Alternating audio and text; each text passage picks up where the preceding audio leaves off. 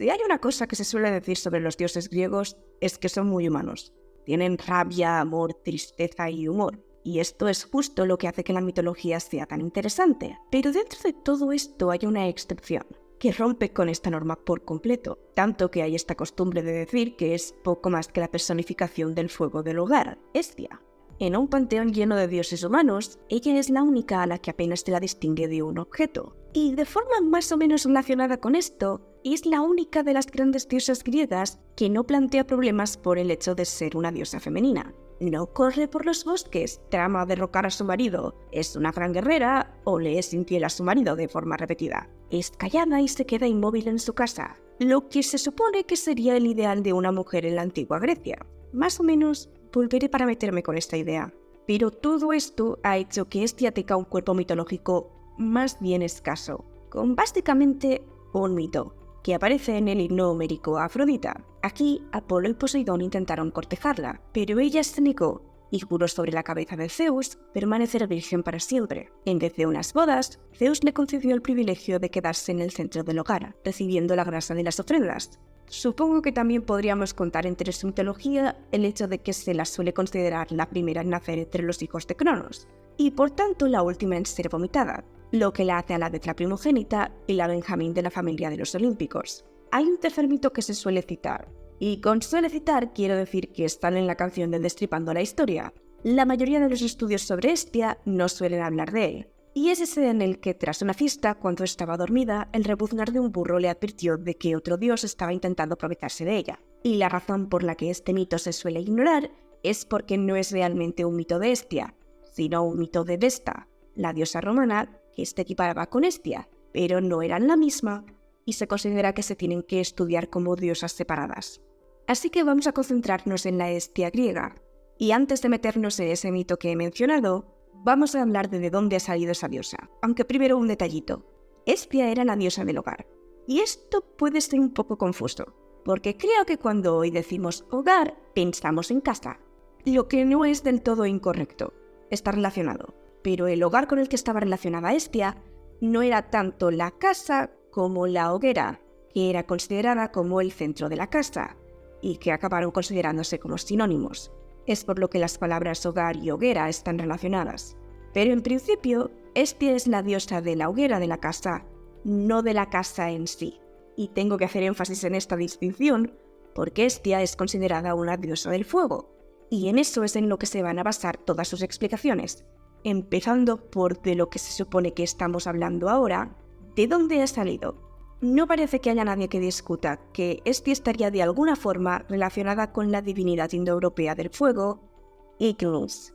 Creo vosotros intentáis pronunciar esto, pero aquí es donde nos encontramos con un problema, porque al parecer este Ignis en realidad podría encontrarse detrás de varias deidades griegas, porque el fuego puede tener distintas connotaciones, y dentro de la mitología griega puede que este dios del fuego se rompiera en diferentes dioses.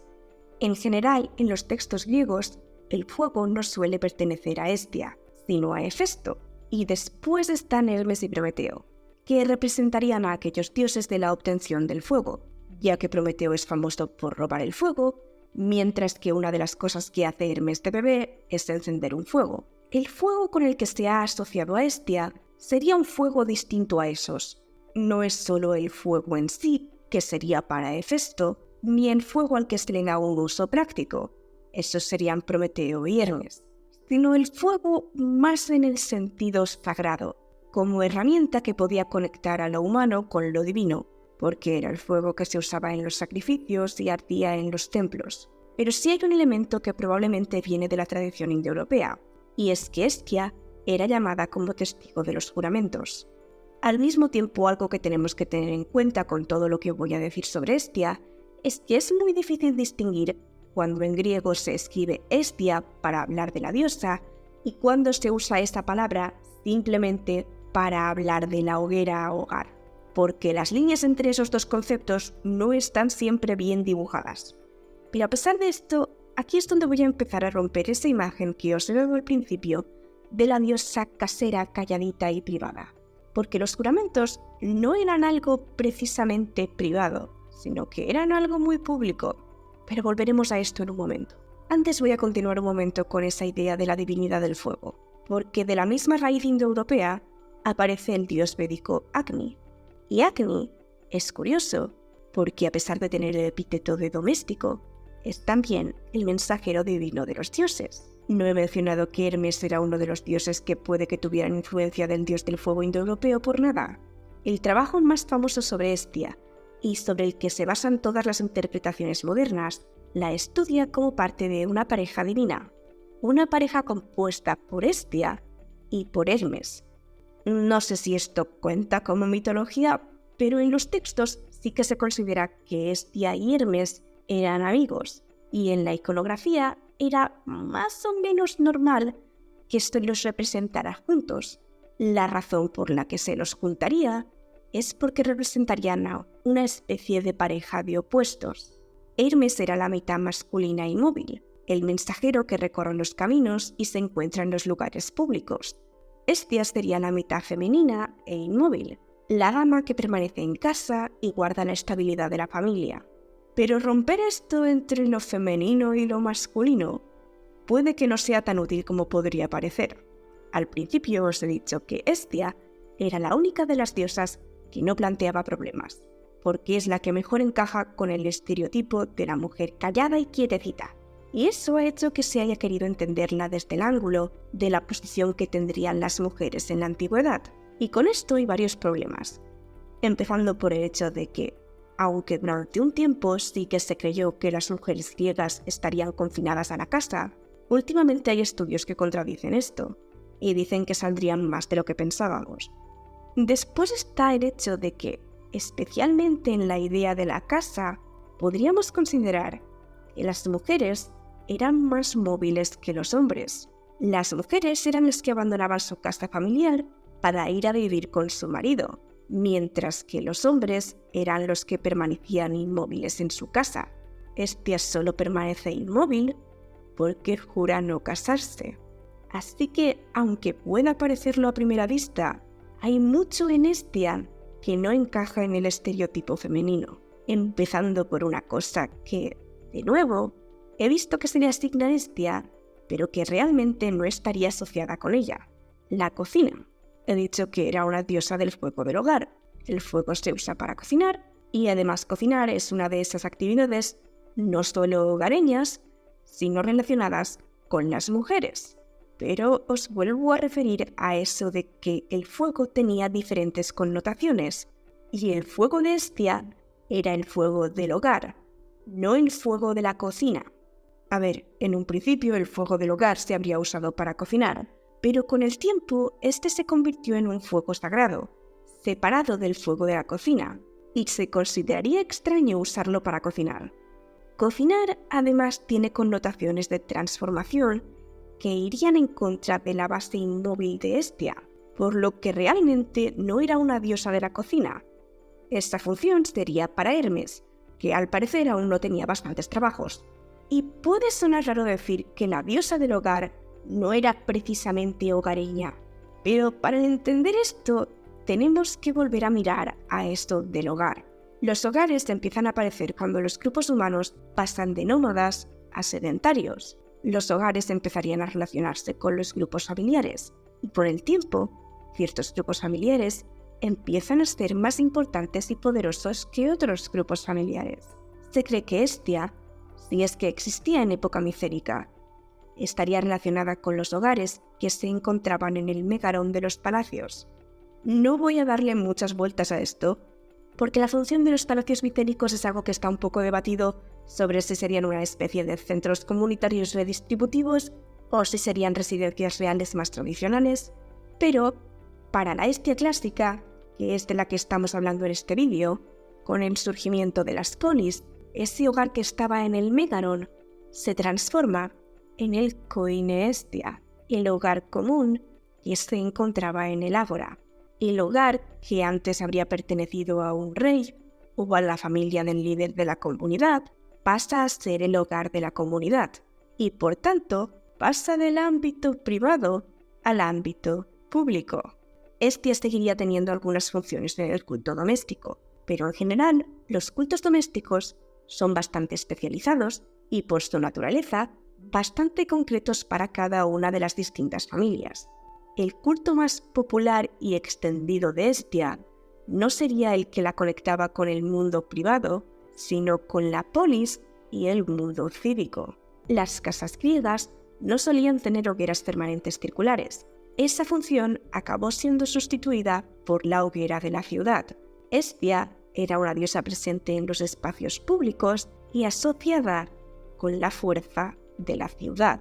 Las hogueras tenían una connotación religiosa, sí, pero se situaban en lugares de importancia cívica, como podían ser los tesoros o los archivos, donde se preservaba la memoria de la ciudad.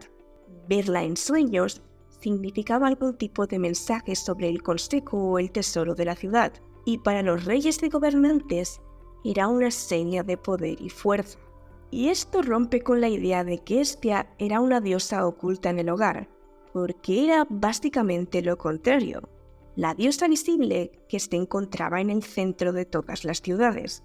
Pero también se puede cuestionar la idea de que Hestia era una diosa inmóvil, porque aunque el fuego permaneciera inmóvil en el corazón de la ciudad, también era un elemento que se movía, en especial cuando hablamos de las colonias, porque cuando una ciudad fundaba una nueva colonia, transportaba hasta esa colonia su fuego, por lo que la Hestia, en el sentido de la diosa como de la hoguera, se movía hasta la nueva colonia.